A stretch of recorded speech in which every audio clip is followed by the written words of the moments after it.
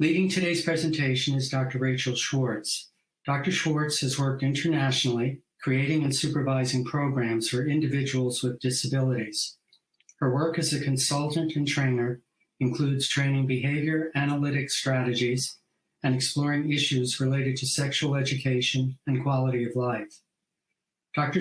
Schwartz has published original research on these topics in special education journals and also at national, state, and local conferences. Through her organization, Behavior Goals, Dr. Schwartz taps into more than 15 years of experience working in special education to empower students, families, and professionals. Finally, the sponsor of this week's webinar is Brain Balance.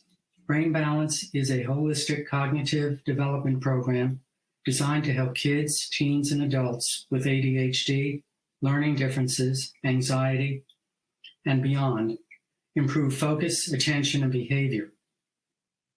Brain Balance creates a customized plan based on your child's needs to support their social, emotional, and academic growth. An exploratory study with Harvard's McLean Hospital found the Brain Balance program to be as effective as low-dose stimulant medication in alleviating ADHD symptoms in children. For more information, visit brainbalance.com to learn about Brain Balance today. ADDitude thanks our sponsors for supporting our webinars. Sponsorship has no influence on speaker selection or webinar content. So without further ado, I am pleased to welcome Dr. Schwartz. Thanks so much for joining us today and leading the discussion. Thanks. I'm really happy to be here. I'll go ahead and get started. I know we've got a lot to cover here.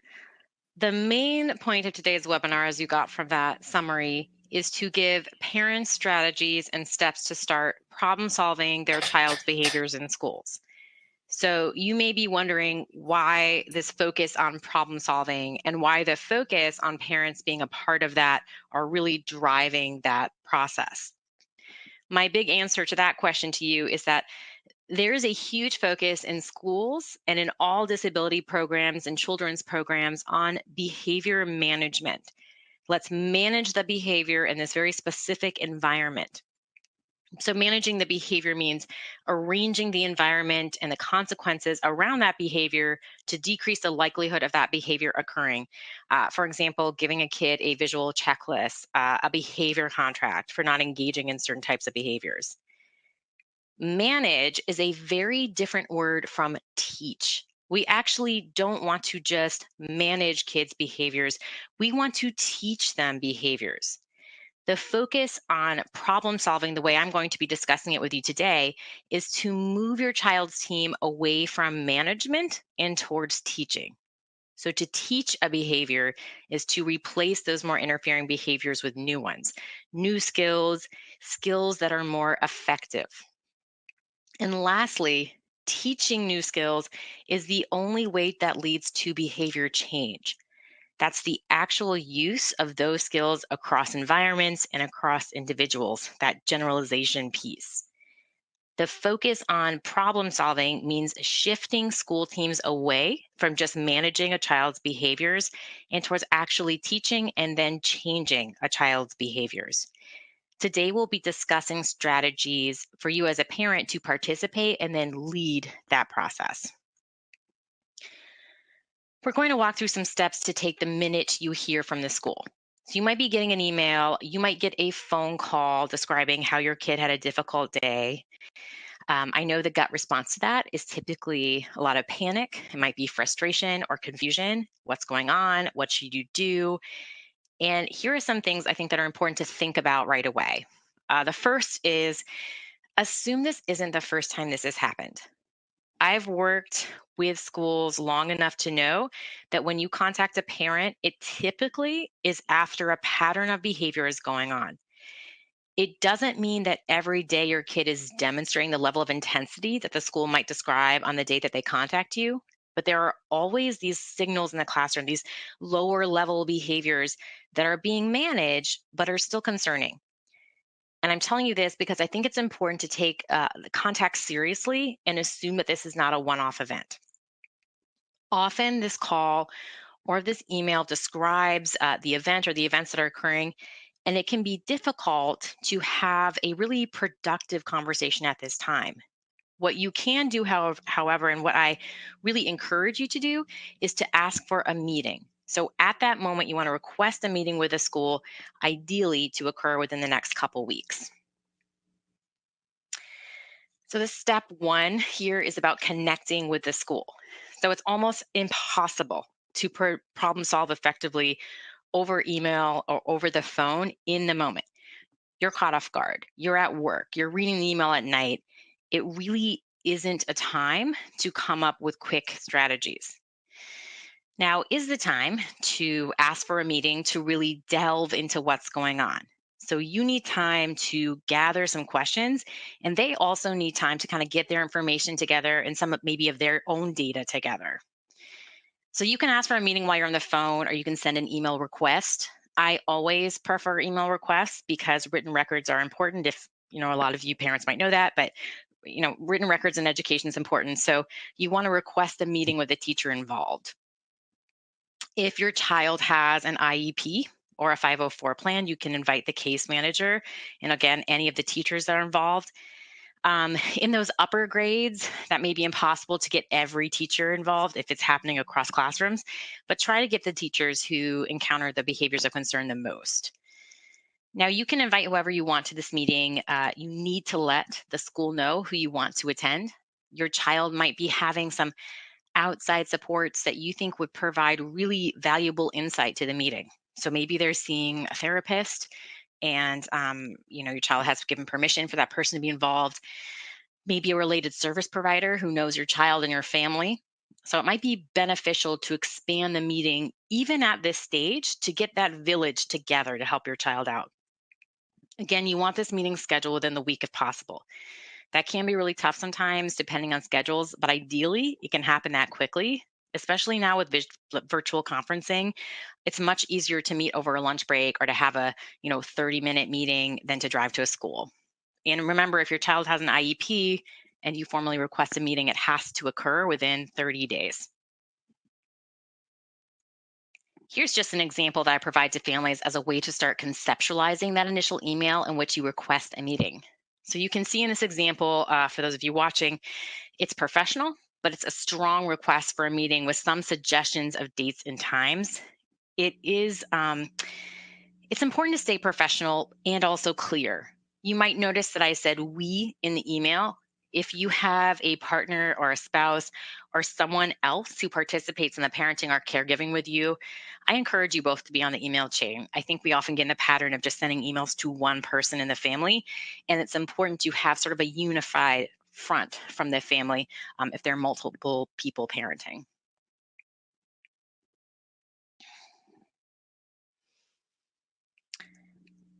All right. After you have decided on your meeting date and time, I recommend sending yet another email just confirming that date and time, but also providing an agenda. Creating a meeting agenda is often overlooked by all parties, but it really provides so much guidance and structure to your meeting.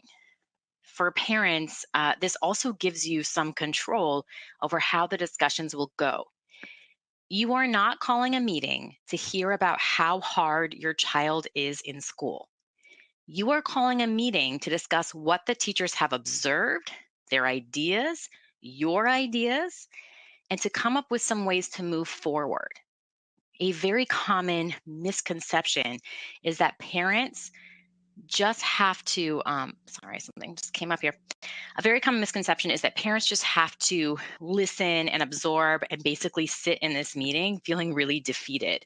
Some parents might know what I mean by that feeling. Yes, you need to hear what the school has to say. Their perceptions and their observations are so important. But there is a lot of information that you as a parent have to offer. And at the end of the day, you really need this meeting to produce some results. Here is that recommended agenda for you. So we're going to go through each of these items in a minute. This is just another example email of what you can send to the school. You can see that it asks the school to bring any data or reports or daily notes that they have on your child's behavior for you to review. And this allows you to see some hard evidence of exactly what's going on and to help to get a clearer picture of the impact of the behaviors on your child's day. You can also request here for the school to send you any information or data they have before the meeting to help you get a sense of what they're going to be seeing versus just hearing about it all during the meeting where you just basically receive what a huge information dump at one time.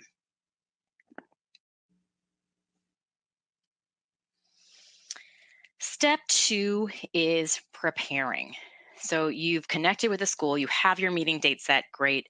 Now you have the opportunity to prepare a few things. Here again is that recommended agenda that I just showed you on the previous slide. This is how I suggest the meeting goes and what you send out prior to the meeting so everyone knows this is what we're going to be talking about and this is the order. The first item on that agenda is for you as a parent to provide information about your child. Then we're going to want to hear if the school has been seeing and doing, and an opportunity for you to ask some questions and get some clarification. The next few steps are going to be all about the problem solving piece because we really cannot leave this meeting until we have some solutions on the table. So the last few steps are setting up some kind of home and school communication and then another meeting to review some progress. We're going to start with first agenda item, that's sharing information about your child. I have a get to know my child worksheet that I give to parents. It's on my website. But the overarching purpose of sharing information about your child at the start of the meeting is for you, the parent, to speak first and to speak about the person you know best, which is your kid. Basically, what makes your child wonderful and uniquely them? What are your child's interests? What do they do when they are not at school? Understanding their hobbies may help teachers bond with your child and figure out creative ways to get your child to buy into lessons. I know as an educator, if I know a student loves like Minecraft or something, that would have been something I would have embedded into lessons if that student was having a really hard time getting involved. Again, what are their strengths, their dislikes? Similar to knowing what someone likes, it's really important for the school to know what your child cannot stand. That may help them in working with your child and planning lessons with your child as well. I also think it's really important to describe how you see your child's disability impact them, both for good and in ways that can sometimes be a struggle for you or for them. Maybe you see that your child needs to know the schedule for the day, the timelines of when things are happening. Maybe they need clear structure in order to plan out their day ahead. Not only will this information help the team when working with your child, but sharing this information reminds every person in the room that we are talking about a child, a person, a kid who has so much more to offer and to give than just the challenges the school is experiencing. I was working with a family recently on this, and I just remember the mom saying, I really just want the school to see my child. That's the purpose of you starting the meeting this way, because we want to reset the narrative at the jump that no matter what behaviors your child is exhibiting, your child has a lot more to offer and so much more to them than just these interfering behaviors. So before the meeting, prepare a statement about your child to share. You also want to prepare a list of questions to ask the school about what is going on. You need to have a sense of what you want to get out of the meeting. In that recommended agenda I laid out before, I put as the second bullet point, school describes interfering behaviors and answers parent questions. We'll go through a list of questions to ask the school in just a moment, but prior to the meeting, you will want to have this list ready to go in addition to the prepared statement about your child. So these are the two sort of action items in the prepare step, the statement about your child and a list of questions that we're going to review in just a minute here. We're going to fast forward now to the meeting day. So do bring a computer or a notebook, some way for you to take notes. I'm a faster typer than writer, so I always prefer computer. You can bring copies of the agenda to share with the team to keep the meeting organized. So just hand it out. Refer to the agenda and say you'd like to first relate some information about your child to the school. All right, so that's action item 1 or agenda item 1. Share the information you prepared about your child and answer any questions that they may have. After that, you'll move to agenda item 2, which is hearing what the school has to say about what has been going on. Hopefully, the school has some data or just some notes for you to look at so you can get a sense of a clearer picture of what's going on. If they didn't bring any to the meeting, you can ask if they have any, and if they do, if they could pull that up for you to look at, if someone could go grab it. Parents, during this second item, here's a good time to be taking those notes. Write down whatever you think is relevant based on what they're saying, or seems to be an area that you want to further discuss or explore. Maybe it's the context, the environment where it's happening, the task, whatever strikes you as interesting or potentially relevant to what's going on. I also want to just warn parents to be prepared to hear about a kid that you might not recognize. It is not uncommon for children to behave very differently between home and school, and it can be really frustrating to just be hearing about a kid and you just think, that can't be my kid, that can't be my kid. It might be your kid at school. And that's the whole purpose of this meeting, is to sort of jump on this and actively problem solve in the moment. I would suggest you also take some notes on the language they are using to describe the behaviors of concern. Are they saying terms like difficult, he's defiant, she's bad, or unresponsive? These words we're going to get into later, but write them down, put a little circle around them and an arrow that says ask, because we're going to want to get to more details on what those words mean. After the schools discusses what they've been seeing, we are now in step 3, which is the questioning step. You as the parent have many questions that you can ask to get to the bottom of what is going on. Here's a questionnaire that I give to parents to bring to a meeting. So I'm going to be going through some of these questions with you. This is what I was referencing in the preparing stage. It's a list of questions to come up with or prepare before the meeting. So you can use my questionnaire or come up with your own. You just want to have some questions prepared before you come. Here is your opportunity as a parent to move the conversation from just my kid does hard things at school to understanding why they're doing these hard things and finding ways to help.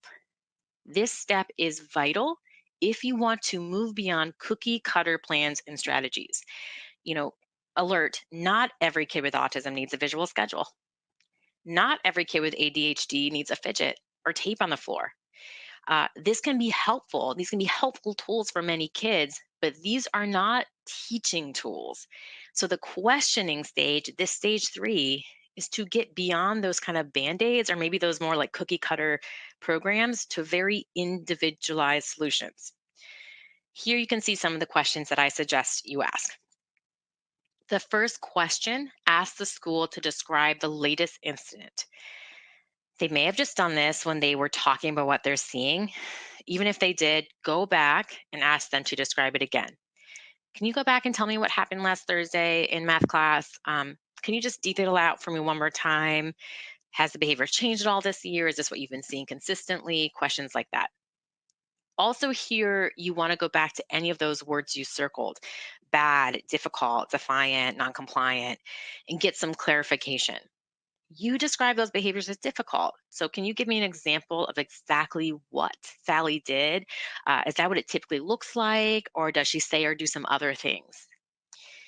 By asking these kind of clarifying questions, you are trying to get down to exactly what behaviors your child is engaging in. It's not just how the behaviors might feel to staff. They probably do feel difficult or bad. But those words don't really help us understand what is happening. It doesn't really tell us what your child is doing. And we need to know literally, what is your child doing? It sounds kind of silly. And I've definitely had parents be like, this feels silly to, be talking with the language they use. But I think it's really actually vital, because we need to know exactly what behaviors we're talking about. What you think of as difficult, what I think of as difficult, are, I'm sure, very different things. You need to pinpoint specific behaviors: yelling, threatening, leaving the classroom, ripping up their homework, hiding in the bathroom, specific actions, verbs to describe your child's behaviors. We need those actions in order to figure out how to help solve what's going on. Question 2 asks, what do you expect students to do during this time? This is for you to get a sense of the expectation and if you think your child has the skills to meet that expectation. So it may be that your child is struggling most during reading group. And guess what? Reading is really difficult for your child. It's a place where they have very low self-confidence.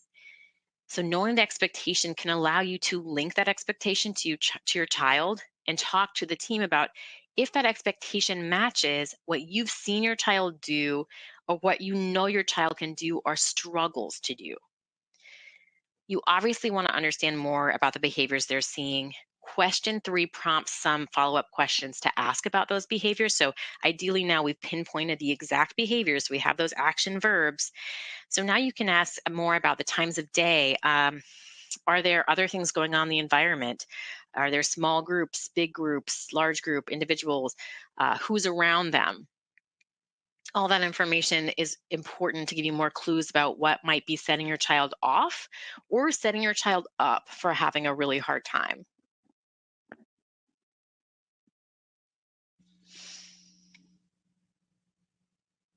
The next question you can ask is what happens directly after the behaviors occur?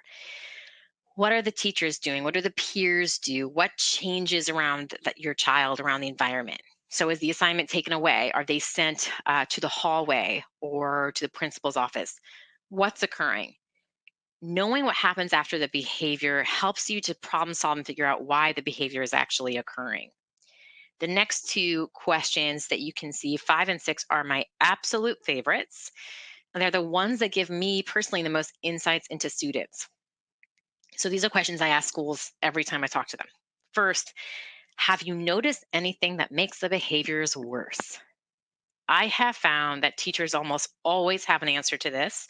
And the reason I like this question is because if you know what makes something worse, you actually already know what can make it better.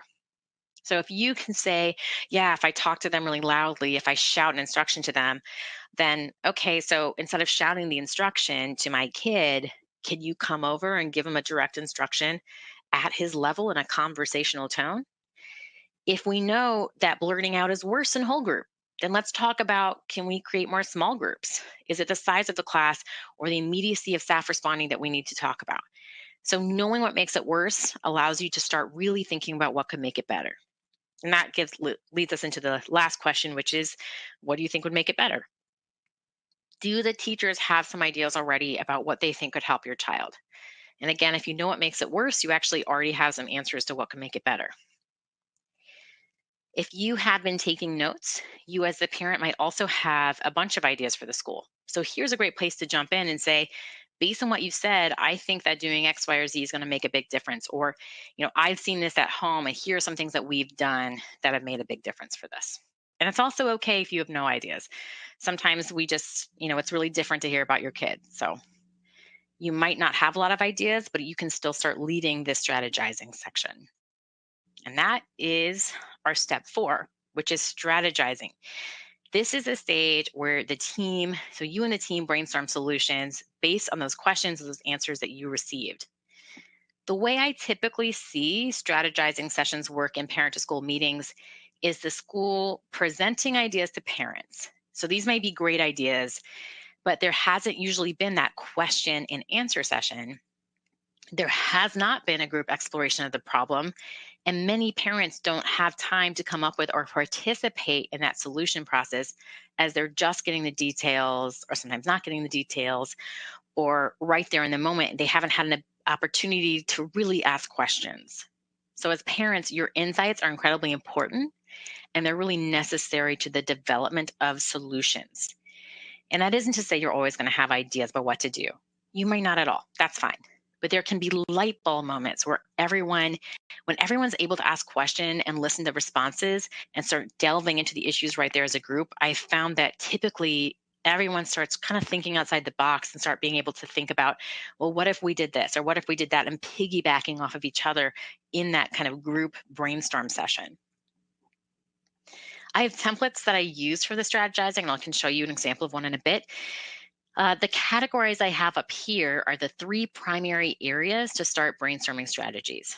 So I suggest parents bring these categories to the team and start the conversation at the antecedent stage. So go through potential behaviors to build and continue through to the consequences.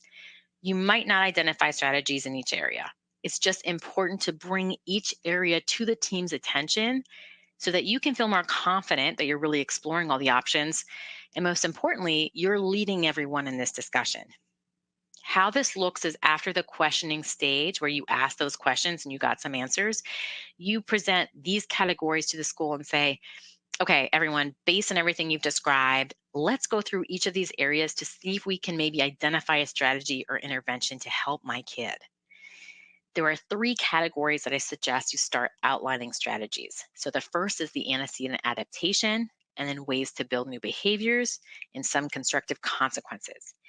You may notice that this is the behavioral science ABC framework. That's on purpose because that is how behaviors typically occur. We have a trigger, a response, and an effect, an A, a B, and a C. But I've adapted the language a bit to help guide the team towards brainstorming some solutions. How are we adapting the antecedent? How are we building behaviors? And how are we making sure consequences are actually constructive?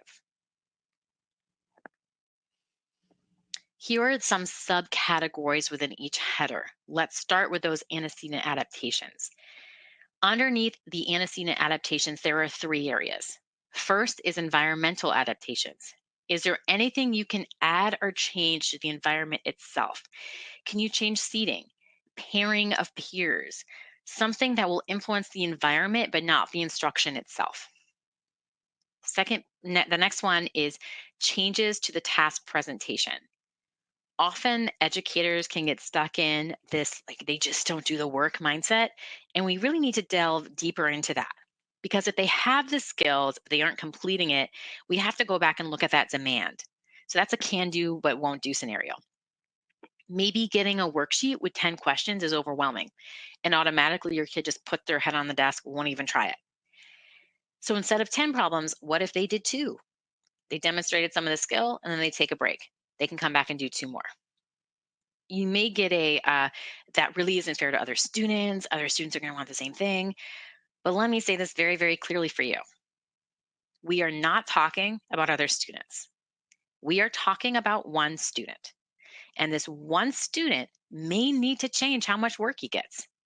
It is so much easier as in behavior to build tolerance than to try to force a child to do work, or worse, to try to get them to just submit to our will in doing work. I've really never ever had success in this strategy. I have had success when I decide to give a bit more on the task requirements, when I decide just to like let some of those pieces go a bit. The last under the antecedent adaptations is changes to how adults or peers interact with your child. Often in meetings, I'm sure you as a parent can get a sense of how educators feel about your child. I know I have. Frustrated educators are going to be more likely to yell out in class at the student, which can often cause public shaming. And I don't want to place blame on educators. I have been a frustrated educator, and I have learned from my own experience that the shame route kind of gets you absolutely nowhere.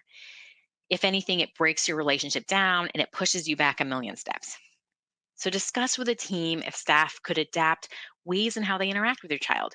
Maybe it's getting down to their level. Maybe it's giving more just direct, individualized prompts. I'm a huge, huge fan of private redirection versus public. As the parent leading the charge here, you're going to go through each of those categories and ask the team, are there any strategies we can add in here based on what we just discussed? Go through each, write down potential ideas, and then move on. Again, you might not have ideas for every category or subcategory, but it's good to review and discuss anything else here, any more ideas. After you go through those potential antecedent adaptations of the team, you can then jump into that category of building behaviors. So this category is crucial. If you remember that first slide and discussion point I had, I showed you about the difference between behavior management and behavior change. So we want to bring that back here. So we want to move away from that behavior management and get towards behavior teaching and change. Very often the focus of these meetings is on management. We want to reduce Johnny's blurt-outs in class. We want to reduce Eliza's work refusal. But the focus is not on building the new skill. And here's where we're really going to get into the meat of what is going on. go on back to that questioning you did. Within that questioning, you probably identified some skill weaknesses. Here is where you can address those. Do you need to build up your child's ability to communicate? I need you to give me space. I need to get out of here. I need a break. Do you need to build up your child's skill in monitoring his own behavior? Whatever the skill need is here, you and the team come up with those ideas to build that skill or expand a skill they currently have but they aren't using. I see this often in issues of work refusal. So a kid's going to rip up their work and walk out of the classroom. Often this is a mix of a need for additional support in the skill, but there's also a need here for building up the tolerance to being in the class or for completing a longer assignment. We need to start with the students that's successful. We need to teach them how to get an appropriate out, and then we can start to build in and then build up those expectations. So for this buildings behaviors area, go back to those questions you asked earlier and think about areas to build. So at least one skill to build or expand. You aren't putting in a behavior plan right away. This might sound like you're building a behavior plan. You're not. You're gathering ideas to try out to see if anything works, if anything's effective, and if anything sticks. The last area to strategize is in constructive consequences. The word constructive is very, very purposeful. We need the consequence to match your child's behaviors. In other words, if your child is hitting someone and ripping up their work, just saying to them, I'm going to give them a social story about having nice hands, and then we're going to make them say and complete their work, or else they lose recess, that probably won't be constructive at this time, as it might not really align with why your child is engaging in those behaviors. So first, we have to talk about how are you going to reinforce or reward those skills that you just identified as skills that you want to build. So the reward should really match the reasons for why you think your child is engaging in those behaviors in the first place. The second step here is finding alternative responses to reduce or redirect those behaviors of concern. So we want your child to engage in that new skill we just identified. So this stage is about redirecting them to use those skills versus just punishing them for that interfering or problematic behavior. I encourage you to go through each of these categories with staff, lead them through. I want to talk through some potential areas of intervention with you, starting with environmental and then go through each one. Even if educators come in with ideas and you agree with those ideas, still go through each category with the team to make sure you're hitting all areas of potential intervention and potential need. Here's just an example template from my guidebook, then one that I provide families. After you list out some strategies within the areas we just reviewed, discuss with the team how those are going to work in the classroom. So I call this putting into an action plan. So you have all these great ideas, but what does that look like? And how is this actually done? Parents, this kind of plan is going to outline for you and the team what strategy will be used, who is doing it, how it will be introduced and taught to your child, when that's going to happen. So, when will it be introduced, and how the team will monitor progress. Each of these areas should be identified and described before you leave this meeting. And remember, even though people put time limits on these meetings, there is not a time limit. We stay until we figure it out. The action plan isn't any formalized document. It isn't an IEP or a 504 or a behavior plan. It's a guide to test out some ideas. And if they work, then you can formalize them within your child's current plan. Sometimes schools want to immediately put these as SDIs. I typically don't have a problem with that, but you still need to go through how is it going to be introduced and monitored? All that information that we just talked about within the meeting. And you still want to see if it will actually have an impact. If it isn't working, it doesn't need to be in the IEP. It's taking up space and it's giving the wrong story about your child. So if it says in the IEP, my kid needs visual supports, that hasn't worked for your child, every school year they're just starting a new strategy that isn't really successful. So we need to keep things in the IEP that actually work. Let's go through the example I have here. Here you have the category and the strategy. So for the first one, it's assignment adaptations. So that's the category. And you can see the strategy is written out lesson plan and assignments for each class, which means that the student will get a copy of the lesson agenda and what assignments they're going to work on. You can see who's going to be doing this, when it's being created and introduced, and then how it will be introduced to your child and monitored. So the student's getting this preview of what they're working on, and the team is marking down, yep, it was reviewed, and then any notes about that. So questions the students may have had, maybe some responses or reactions to that preview. You can see in this example, I don't have a strategy for each of the areas we discussed, but I do have at least one antecedent adaptation, the behavior we're building, and a constructive consequence strategy. You would like to have at least one in each category. And if the team is struggling to come up with strategies, try to go back to that question and answer document that you did in that stage 2 and pull out some answers there. I do want to bring your attention to just kind of 3 areas here: progress monitoring, the who category, and the how category. 3 often forgotten areas when we start thinking about strategies. Who is actually teaching this skill, this behavior we're trying to build? How are they teaching it? I am sure if your kid has a 504 and IEP, you have been in meetings where you're going through this IEP, you're coming up with ideas, but no one has designated how all of this stuff is actually happening. This allows you as a parent to really learn. So, this action plan allows you to learn how the school plans on executing these strategies. It removes that guesswork from what is happening, and it brings accountability to how things should be happening. The goal of the action plan is after the meeting, the school is going to take this plan and they're going to implement it as described. Again, it's not a behavior plan or IEP or 504 at this moment. Right now, these are strategies to test to see if there's an impact. And then if there is, you go ahead and you can solidify them within the plan if they're working.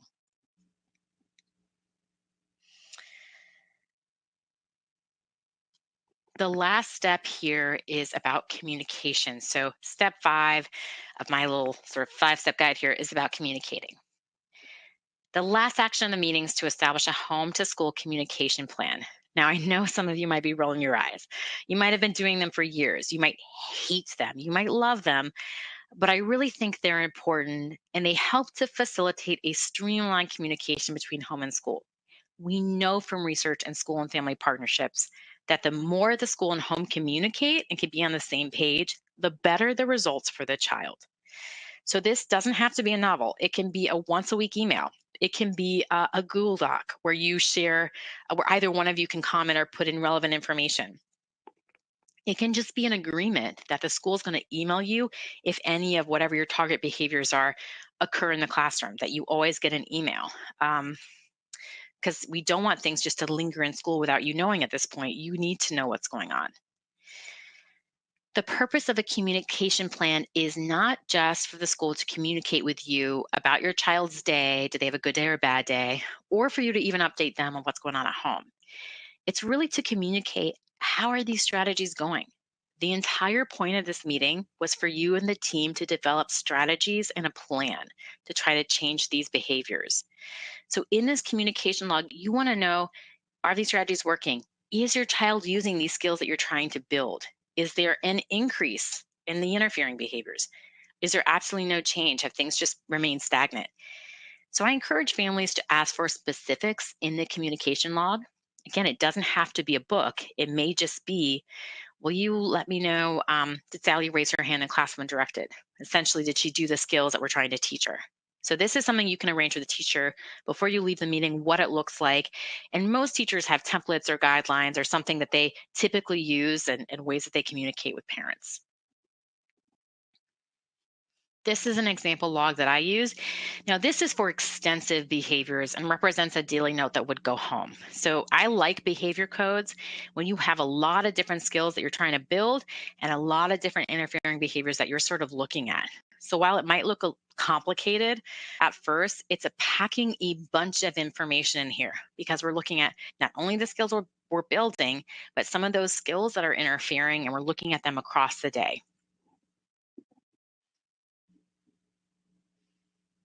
After the meeting, you, the family, go home and you send an email to the team members, more emails, reviewing your discussion and the action plan. In this email, you're going to also ask for another meeting date if you haven't already established one. I do put that on the suggested agenda to set up a follow-up meeting, ideally within the next 3 to 4 weeks, to see if there are any changes. This way you have a date set before you leave that meeting. And this is something to have in the calendar where you guys can gather with the school and then review the progress of this action plan. Now, the school's job after this meeting is that team will go and they're going to implement those strategies and they're going to test drive them to see if they have any impact. Test driving is when the team implements that action plan you developed to see about that impact. Typically, you do this for a few weeks and then you all reconvene as a team to discuss. If there's progress, amazing. Formalize some of those supports into the IEP or the 504 plan. You may still have some more questions and you want to do further assessments like an FBA, a functional behavior assessment, or maybe an FBA is already underway. But either way, you have information about what is or isn't working and what you would like to include or maybe tweak in your child's program. But what if? Sometimes there isn't an impact. Sometimes the team doesn't have any ideas for the action plan. The strategies don't work. The behaviors get worse. Maybe the behavior itself is dangerous or really intense. The school doesn't follow through, or maybe they're just not really willing to strategize with you. So there are situations in which the information gathering and that initial meeting does not result in any strategies. And there are times when the team has nothing to offer. I've been in a meeting where the school just feels like we have done absolutely everything we can and nothing is working. I've often seen this when the behavior itself is incredibly intense, potentially dangerous, either in frequency or duration or magnitude. It's simply just happening all the time, and maybe just to such a high degree that's so disruptive. Or it's just concerning enough that the school, or maybe you as the parent, just feel that test driving strategies is just too great of a risk at this time. Maybe there's not the trust there that you don't feel good about doing that. I've also seen scenarios where the school expresses they've done everything they can and they seem unwilling to try anything new without a more comprehensive assessment. Or there might be a strategy or a scenario where the strategies are kind of implemented. So you guys kind of try these strategies, but there's not really enough information on the fidelity. So it might not have been done totally to plan or consistently. So when you get back together, you have this conversation. Well, we did everything, but still nothing's working. So we don't know what to do. In these scenarios, you should immediately provide a written request for a functional behavior assessment to be completed. That's that FBA. For the record, it is appropriate from the jump when you get this call. If you don't want to go through these strategizing sessions or questioning sessions with the school, or if within the meeting you just don't feel confident maybe that everyone's on board with the strategies, or if everyone seems to be at a loss of what to do, the FBA is a route that you can always ask for, and it's going to provide a comprehensive assessment and allow for that creation of the positive behavior support plan, or at the very least, a recommendation of additional strategies to try. So even if you are strategizing, you're having a great meeting with the school, you can still ask for an FBA. That's always an appropriate route if your child has consistent interfering behaviors. If you're getting the FBA, this is just my little plug here, you may want to ask who will complete the assessment. I'm biased, and obviously I'm a BCBA, so I'm biased about who completes it, but I just know what the requirements are for the behavior analyst. And I do recommend that you as a parent ask if there's a BCBA in the district that can complete the assessment. Here, I have just a few reasons for this. First are when teachers complete them, they're just often too in the scenario to be truly objective. And they typically don't have the time to take that it takes to really complete a thorough assessment. Most teachers don't get a lunch or a plan. They just don't have the time in the school day. And so you might not be able to really get a objective, comprehensive assessment if the teacher is the one being asked to do it. Often school psychologists are asked to do it, and I really value my collaborations with school psychologists who I think are incredible. I also know that many school psychologists are just overworked and have too many cases. So that might be another thing of just the time factor, not skill, just time. If the behavior is really complex, I recommend a BCBA because their entire job is about assessing behavior. It's what you do day in and day out. So they would most likely have the schedule as well as the skills conducive to conducting this assessment. Schools have 60 days to complete the assessment. So from the date you sign the consent form as the parent, the permission to evaluate. So if you do ask for an FBA at that meeting, know that's still going to take another 2 months to get that result. Even if you say, let's expedite it, you can't say for certain it's going to be done before those 60 days.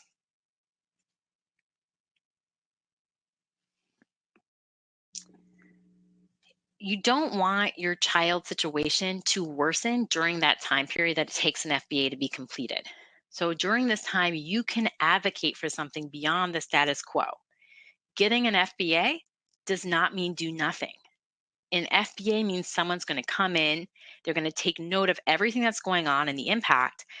I never go in to do an FBA and there are just no strategies involved or being tried. Usually there's a lot of different things being tried and people are consistently problem solving. So I always just write down this is what they're doing and this is the effect it's having. I suggest pushing for some simple strategies, at the very least, those antecedent strategies that may help us set the stage for better outcomes. So this is looking at changes to assignment presentation or demands. It might be allowing more movement, more frequent breaks, something within that antecedent adaptations category. The bottom line here is if you are in this scenario where test driving is not an option, given how intense or how dangerous the behaviors are, or again, if the school is unwilling or unable to come up with strategies or test drive, you can request the FBA, but you can also advocate for something else in the meantime. There's always room for improvement, always room for some tweaking, some attention getting in different ways, changes to the environment. So go ahead and look at those strategies. After the FBA is completed, you'll review results with a team and recommendations of whether they think your child needs a full positive behavior support plan or if there's some other tactics or strategies to try. If there is a plan, you work on building that plan in a very similar way to how I laid out the action plan section. You're going to go through different antecedent interventions, behaviors to build, and consequences. And remember, even if that behavior plan is built for you, it's still a draft. When you guys are talking about it, nothing is set in stone. It's all a draft. So you should still be able to edit.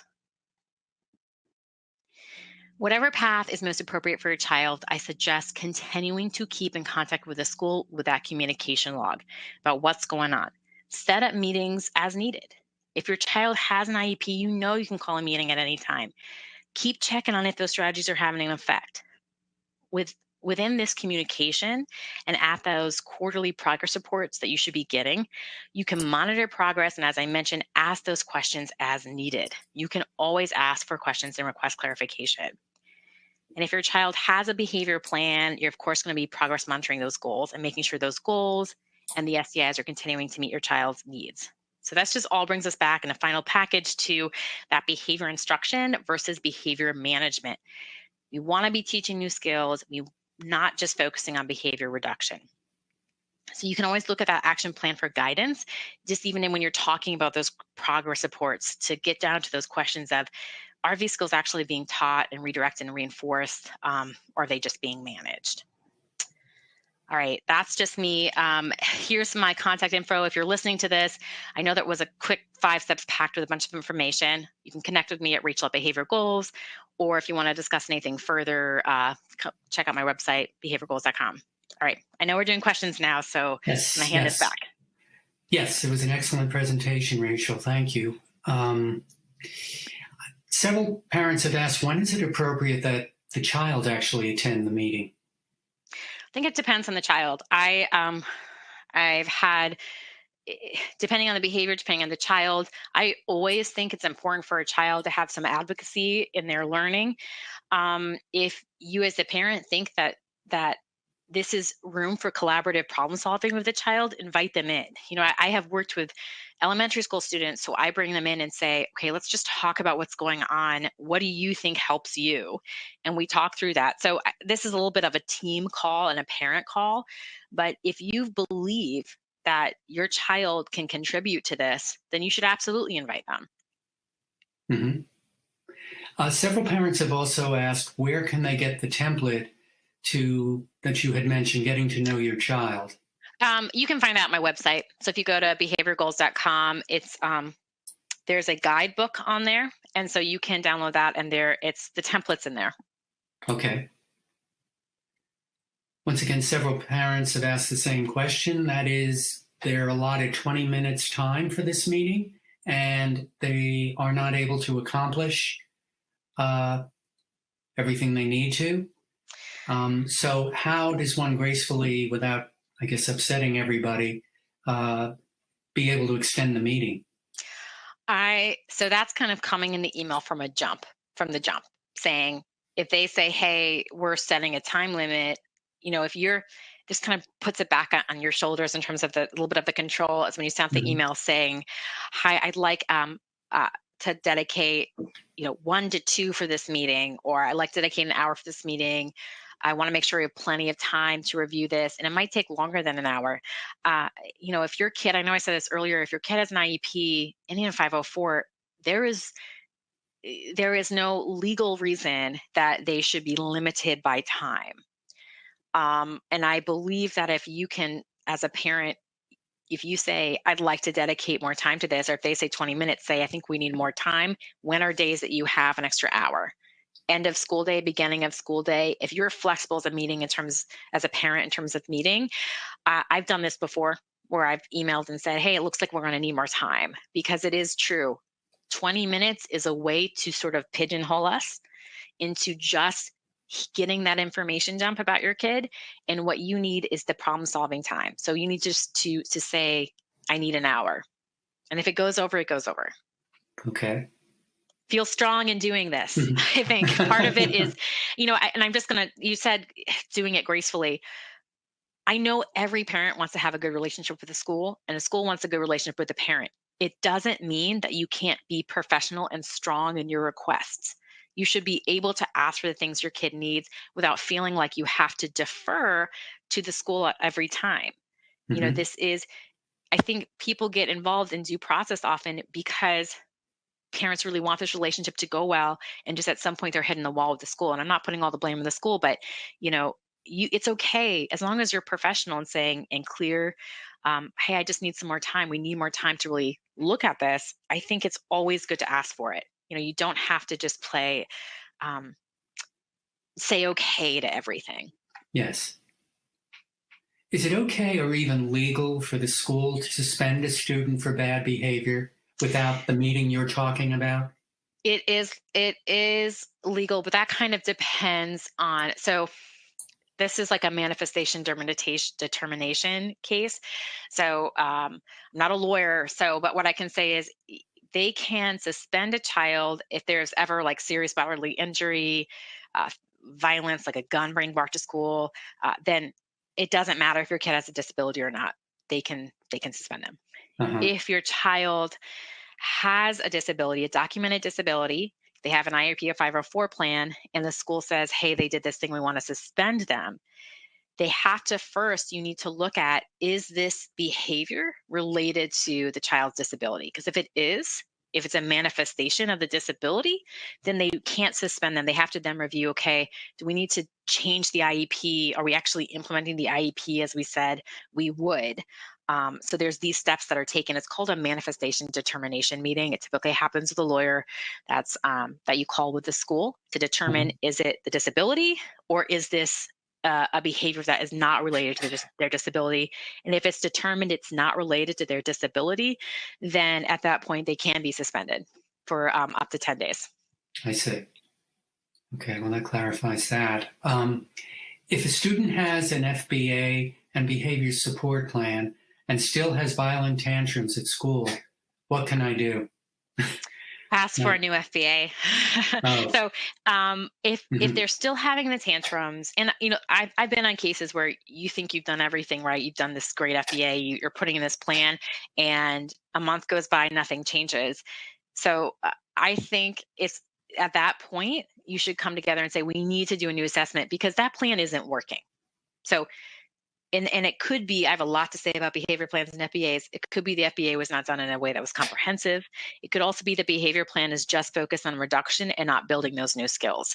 Whatever it is, we can look at the existing behavior plan and FBA to make sure that those are actually sound. Or you just ask for a new FBA to be done and say, it's clear this is not working. And that would be my first route. You can also ask, if they're not doing it, for an independent evaluation. If you haven't done that before, it might be time to get somebody else in there and get fresh eyes. Mm-hmm. You brought up in the book, but what if section, that suppose the school doesn't come up with solutions. Several parents have brought up, I'm sitting in the meeting and they're expecting me to problem solve. Is there a way to turn on a switch or convince them to maybe ask for another meeting, go back and think about it and ask for another meeting? But several parents have complained about that. Yeah, I don't think that's uncommon. So I think it's either the two scenarios of either the school comes in and says, here are our answers. There you go. Without the discussion, or they say, we don't know what to do. What do you do at home? And parents might be like, they don't do this at home. I mean, I've definitely been in there where you're like, my kid's not doing that in my house. I don't know how to help you.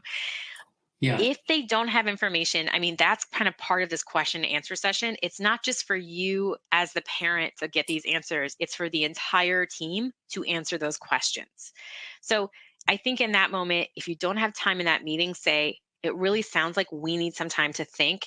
Can we schedule it for next week or a few days or whatever it is to have this time again? And then you could even send that to them or bring it to the next meeting, because everyone should be able to kind of look at that. And if you work with a kid to have some ideas, or again, piggyback off of each other. And as a side note to this as well, this is a time to bring a whole team together. So if your kid has related service providers, if you just had a meeting with the teacher, maybe it's time to bring in your OT, your speech, your, anyone else who they work with to try to problem solve. Because what I see as a huge problem when we're having these problem solving meetings is that we kind of dissect a kid up by discipline. And what we actually know is that doesn't work. And there's nothing in IDEA that says that we have to do that by discipline, that every IEP has to be divided by everyone's scope of practice. It should address holistically the kid's needs. So if it's just you meeting with a teacher, that teacher's focus might just be on the behavior in the general education classroom or the special education classroom. But that behavior piece actually extends to that student's language skills. It actually extends to that student's self-regulation skills. So there's OT, there's speech. It actually tends to that student's academic needs. So maybe they have a resource teacher in the general education classroom or something. So I think this might also be a time to say, let's meet again and let's extend who's participating. Bring in the village. Mm-hmm. I like that. Well, I think the hour is up, Rachel, so thanks for joining us today.